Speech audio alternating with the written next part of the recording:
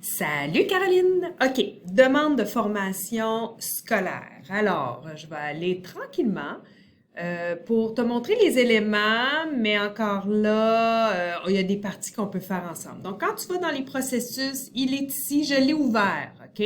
Fait qu'au moins les gens, là, quand on va les inscrire, vont avoir tout de suite accès. Fait que ça, t'as pas besoin de rien faire par rapport à ça. Là, pour inscrire des gens, Process Detail, là, tu vas dans Participant Center et tu Add Participant et tu mets leur nom.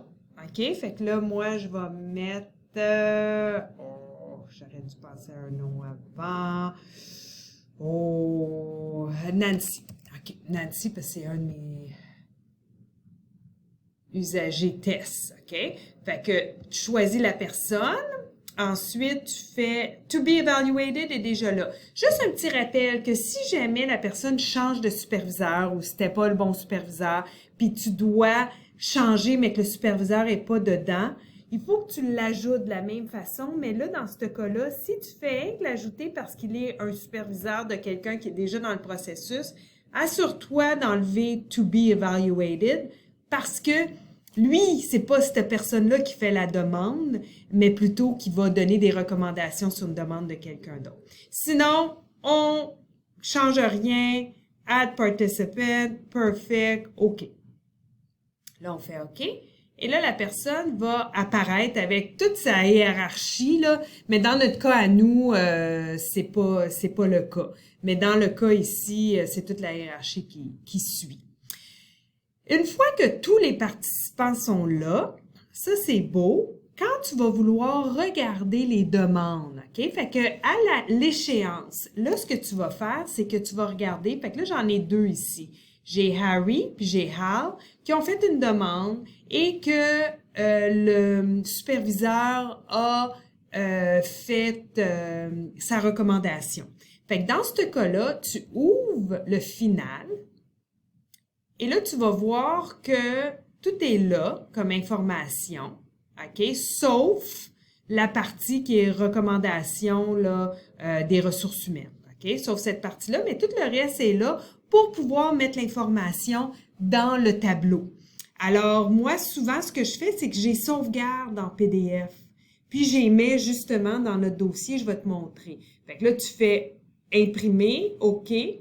Et tu le sauvegardes tu les imprimes pas, tu enregistres en PDF. Et là, tu le sauvegardes dans notre dossier. OK, là, je le ferai pas, mais tu le sauvegardes dans notre dossier.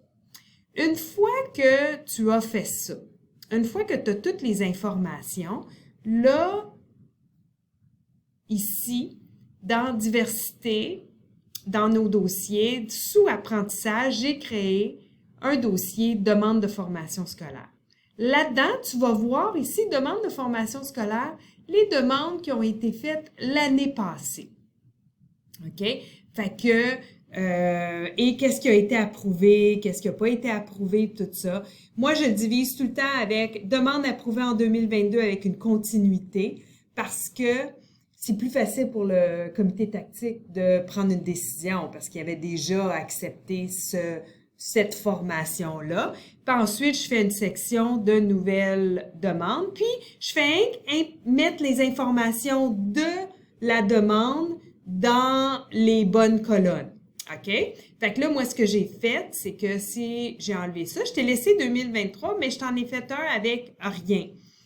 Et donc, demande approuvée en 2023 avec continuité, tu peux les mettre ici, puis les nouvelles demandes, OK? Fait que tu peux les rentrer, puis ça va te donner un total là, pour le comité tactique par la suite. C'est ce tableau-là qu'on va partager avec Pascal et qui va être partagé aussi avec tout le comité tactique pour qu'ils puissent regarder et prendre une décision. C'est très rare qu'ils vont demander de voir le formulaire comme tel. Par contre, je les, comme je t'ai dit, sauvegarde en PDF et je le renvoie quand même avec le tableau. OK? À ce moment-là, on pourra faire cette partie-là ensemble. Finalement, une fois que les demandes sont prêtes à être acceptées ou tu sais qu'on est prêt à donner la décision des ressources humaines. Ben, en fait, du comité tactique, mais ça sort du budget des ressources humaines, c'est pour ça que ça sort là. Là, après ça, ce qu'on va faire, c'est qu'on sélectionne tout le monde et on assigne un rôle, on assigne... bon, là, je me souviens plus. Je vais le faire, puis de toute façon, je vais te montrer comment, parce que c'est nous qui allons rentrer les informations dans chacune, OK? Fait que tu vas voir que on assigne notre étape ou l'étape de mettre la décision et tout ça, on se l'assigne à nous, moi ou toi. On pourra le faire ensemble à ce moment-là. Puis ensuite, c'est envoyé. Puis j'envoie aussi un courriel pour donner les raisons du refus si c'est le cas ou pour dire que ça a été accepté. Puis j'envoie la liste à Sandra pour qu'elle fasse les lettres. Mais toutes ces étapes-là, on les fera ensemble là, au mois de février. Fait que j'espère que c'était clair. Sinon, laisse-moi savoir, là, puis on s'en reparle. OK? Bye!